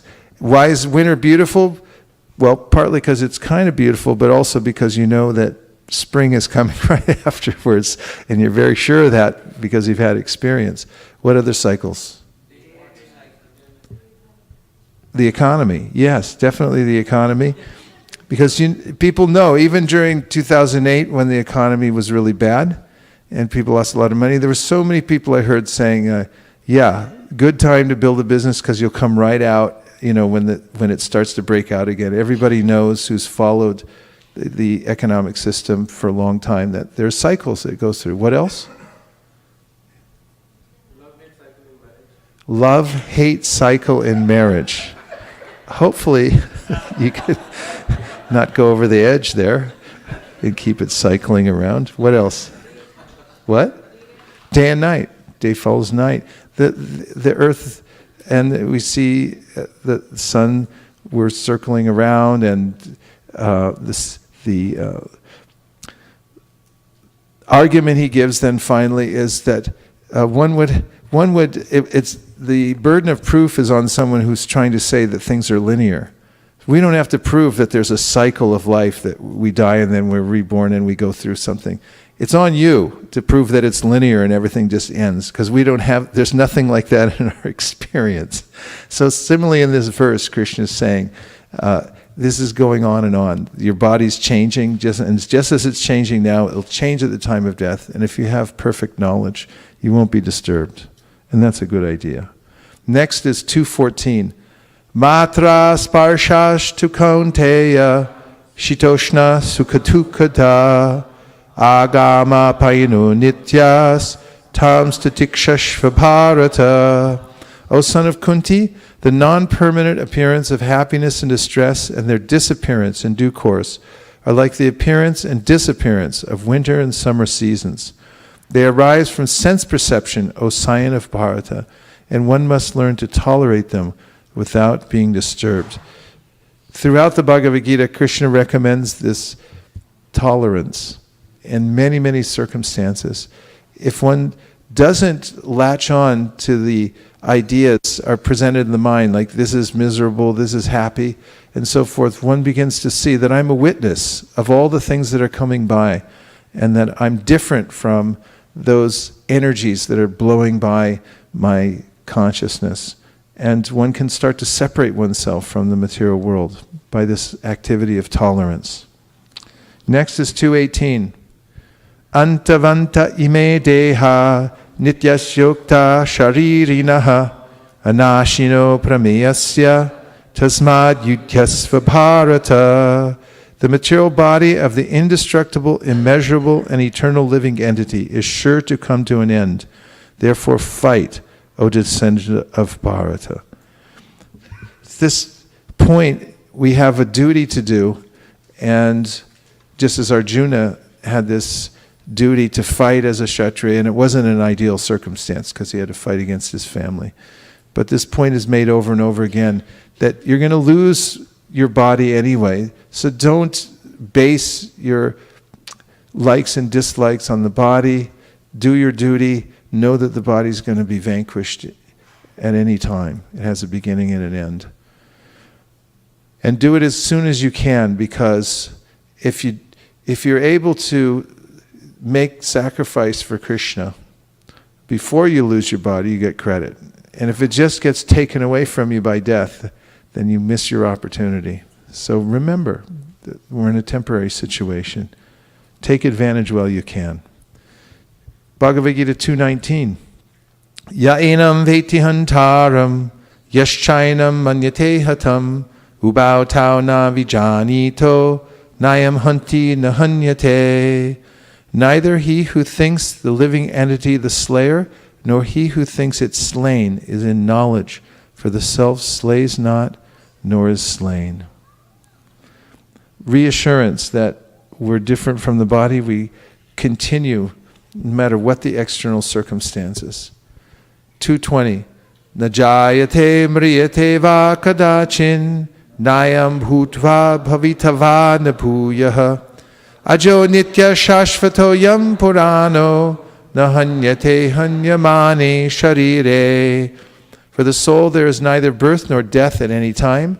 He has not come into being, does not come into being, and will not come into being. He is unborn, eternal, ever-existing, and primeval. He is not slain when the body is slain. The soul is beyond creation, in other words. Anything that is created has imperfections. And the soul doesn't come into being because he always exists. At every juncture of life, we may think that I'm becoming a young man, now I'm becoming old, and so forth, now I'm dying, but actually there's no change for the soul. It continues on in all circumstances. 2:22. Vasam sijirna niyata vihaya navani granati naro parani tata sharirani vihaya jirnani anyani samyati navani dehi. As a person puts on new garments, giving up old ones, the soul similarly accepts new material bodies, giving up the old and useless ones. And it's particularly notable that we get a body according to our desire. So the Shastra is saying, don't continue this material cycle by desiring things here in the material world, because then you'll get a body to match it. And one should therefore cultivate this spiritual desire, spiritual pursuit. By that, If one has an intense desire, for instance, to do more and more service, it's not so easy to execute with this gross material body. So Krishna will fulfill your desire and give you a spiritual body so you can expand your service unlimitedly. But if I want to continue the cycle in the material world, I can remain attached to the material desires, and Krishna will facilitate. As mentioned later on in the Gita, 15th chapter, Shariram yaravapnoti yachchap yukramatishvara grihit vaitani samyati vayur gandham ivashaya. Just as the air carries around aromas, similarly our subtle body brings us, because we carry desires, into various gross bodies that are particularly matched to our mood and our desire. It's a gift. Text number 229. Ascharyavat pashyati kaschadinam ascharyavat vadati tataiva chanyaha ascharyavat chainamanya shinoti shudvapyanam vedana chaiva kaschit. One more time. Ascharyavat pashyati kaschadinam ascharyavat vadati tataiva chanyaha ascharyavat chainamanya shinoti shudvapyanam vedana chaiva kaschit. Some look on the soul as amazing, some describe him as amazing, while others, even after hearing about him, cannot understand him at all. Goes to the real purpose of life is to realize the spiritual aspect. And if you look at any living being and notice that there's consciousness looking back at you, it's inexplicable and it's amazing. And the science of Krishna consciousness goes to the real nectar in life. Everything else misses it by miles and miles. Text 327. Dehi nityam avadhyoyam dehe sarvasya bharata tasmat sarvani bhutani natam shochitum arhasi. O descendant of Bharata, he who dwells in the body can never be slain. Therefore, you need not grieve for any living being. 434. Tadvidi pranipatena pariprashnena sevaya upadakshanti te jnanam jnaninas tattvadarshinaha. Just try to learn the truth by approaching a spiritual master. Inquire from him submissively and render service unto him. The self-realized souls can impart knowledge unto you because they have seen the truth. 518. Vidya vinaya sampanne brahmane gavihastini shuni chaiva shapake cha pandita samadarshinaha. The humble sages, by virtue of true knowledge, see with equal vision a learned and gentle brahmana, a cow, an elephant, a dog, and a dog-eater outcast. This is the true emblem of knowledge, is to actually see that there's a spiritual soul behind each living body in this world, and to understand that they have common origin and that they are all parts and parcels of Krishna. Other kinds of vision are dictated by the lower modes of material nature.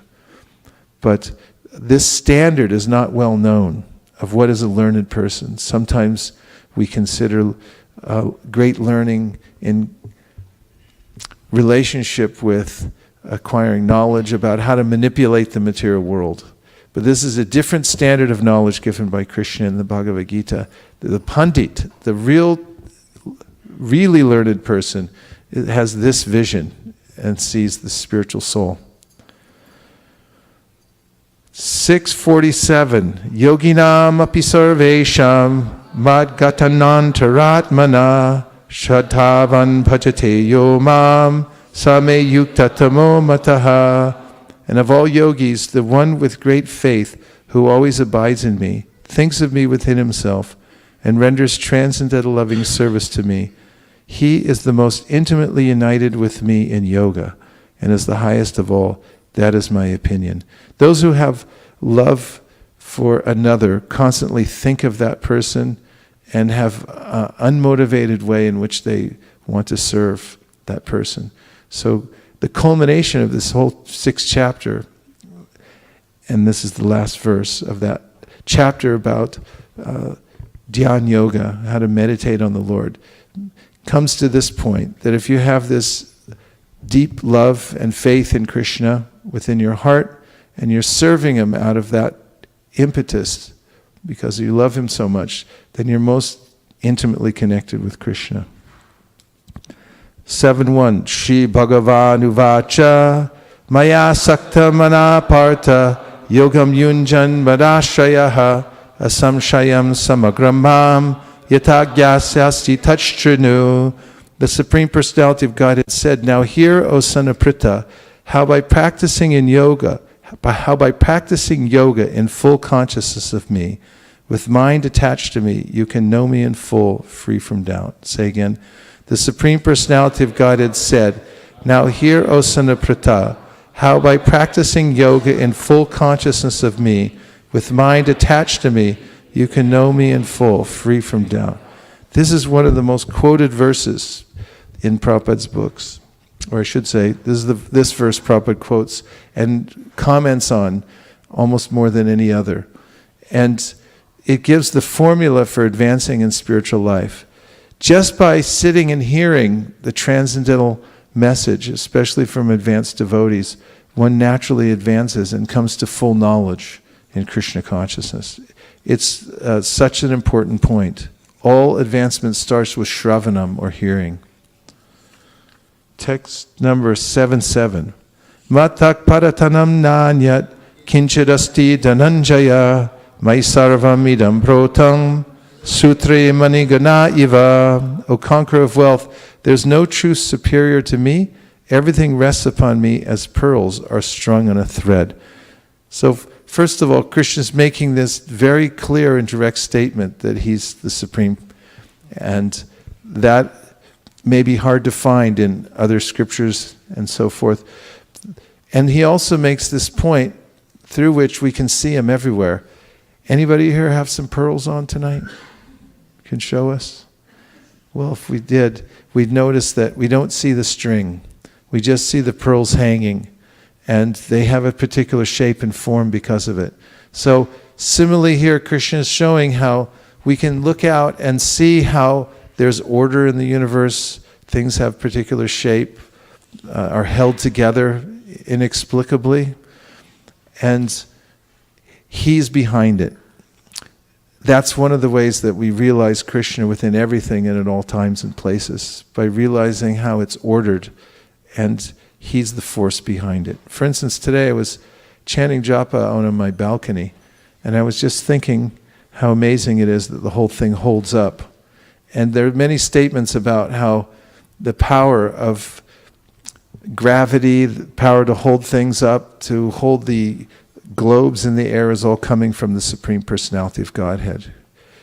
And that's also mentioned in the 15th chapter, Gama Vishacha Bhutani Daryam Yaham Ojasa. There's a way in which everywhere in the universe Krishna is maintaining. In fact, one of His names is Otam Protam.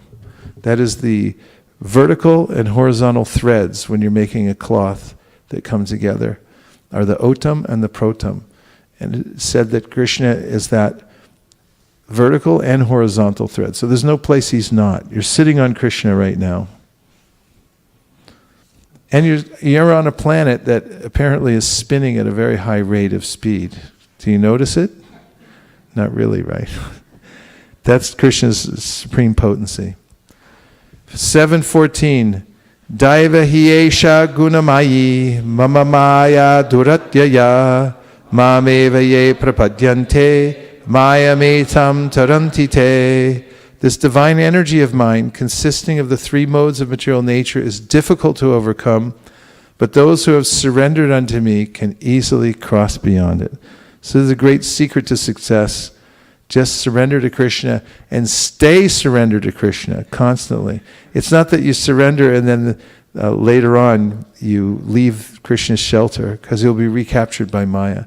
Every step in the material world is dangerous, and therefore we have to cultivate this surrender throughout our lives. It means starting with accepting those things that are favorable and rejecting things that are unfavorable. Considering that Krishna is my protector and also my maintainer. Also remaining meek and humble all the time, and giving one's full self, Atma Nivedanam, means considering that nothing belongs to me, even myself doesn't belong to me, it belongs to Krishna. 719. Bahunam janmanam ante gyanavan mam prapadyate vasudeva sarvamiti sa mahatma sudurlabhaha. After many births and deaths, he who is actually in knowledge surrenders unto me, knowing me to be the cause of all causes and all that is. Such a great soul is very rare. So first of all, anyone who's a devotee of Krishna has been through a lot, and we should have great reverence for anyone who's a Vaishnav. And here Krishna talks about how this process can take many, many lifetimes. And after one comes to the point of being a Gyani, which Prabhupada describes in terms of chasing a mirage, the karmis, those who are an illusion, see water in the desert that actually isn't there, but they chase after it anyway. And what happens to them? They die of thirst. And then there's the Gyanis, who figure out that the mirage is not really real water, so they stop running. And what happens to them? They remain thirsty and may die of thirst also. Because they're not getting any water, they're just not chasing it anymore. They renounce the mirage. But the devotees actually know that because there's a representation of water in a mirage, although it's illusory, it means that the substance is somewhere else. And by following the system of Sri Chaitanya Mahaprabhu, as Kaviraj Goswami says, the desert-like tongues of the devotees become filled with the nectarian waters of the holy names. And they're actually able to drink the nourishing water that they're looking for. Bhagavad Gita 8.6. Yang vapi smaran bhavam tajat yante kalevaram tam tam evaite kaunteya sadatad bhava bhavitaha. Whatever state of being one remembers when he quits his body, O son of Kunti, that state he will attain without fail. Without what? It's a very precise world that we live in. The material nature is unforgiving in a way. So whatever we cultivate and whatever we end up with is due to our own activities. So human beings can decide for themselves to change their destiny by following Krishna's instructions, and part of that is to think of him always. Because at the time of death, it's hard to reverse the of thinking about many other things during this lifetime. If one hasn't practiced throughout this lifetime, better to take that approach and develop what Prabhupada calls yoga balena, or Krishna actually calls this yoga balena. In the 8th chapter of the Gita, he says, Prayana kale manasa chalena bhaktya yukta chaiva bruvor madhye pranam avesha samyak satam param purusham upaiti divyam. That is for the yogis at the time of death. Because they've practiced throughout their life, they have this spiritual power. So develop it gradually throughout your life, and then you can think of Krishna at the time of death. How to do it? Bhagavad Gita 8.7. Tasmat sarveshu kaleshu mamanusmara yudhyacha mayarpita mano buddhir mami vaishyasya samshayaha. Therefore, Arjuna, you should always think of me in the form of Krishna, and at the same time keep out your prescribed duty of fighting. With your activities dedicated to me and your mind and intelligence fixed on me, you will attain me without doubt. So you can go on with your worldly duties, Krishna says. He's telling Arjuna to do his duties. But at the same time, you have to practice remembering him. And in the purport to this verse, Srila Prabhupada says specifically that you should constantly chant Hare Krishna, Krishna Krishna, Hare Hare, Hare Rama, Rama Rama, Hare Hare. If you can't constantly chant Hare Krishna, you should practice every day by chanting a prescribed number of rounds. so that you get in the habit and you develop a taste for chanting the holy names of the Lord while doing your other work in the world. 9.2 Raja Vidya Raja Kuhyam Uttamam Pratyaksha Vagamam Dharmyam Susukam Kartum Avyayam. This knowledge is the king of education, the most secret of all secrets. It is the purest knowledge, and because it gives direct perception of the self by realization, it is the perfection of religion. It is everlasting and it is joyfully performed. 10.8 Ahang sarvasya prabhavo matak sarvam pravartate iti matva bhajante mam hutapava samanvitaha. I am the source of all spiritual and material worlds. Everything emanates from me. The wise who perfectly know this engage in my devotional service and worship me with all their hearts. 10.9 Matchita matkata prana bodhayanta parasparam katayantash-chamam nityam tushanti-cha ramanti-cha. The thoughts of my pure devotees dwell in me. Their lives are fully devoted to my service, and they derive great satisfaction and bliss from always enlightening one another and conversing about me. 10.10 Tesham satata yuktanam bhajatam priti purvakam dadami buddhi yogam tam mam upayanti te. To those who are constantly devoted to serving me with love, I give the understanding by which they can come to me. 10.11 Tesham evanukam partam aham ajnanacham tamaha nashayam yatma bhavasto anadipena bhasvata. To show them special mercy, I, dwelling in their hearts, destroy with the shining lamp of knowledge the darkness born of ignorance.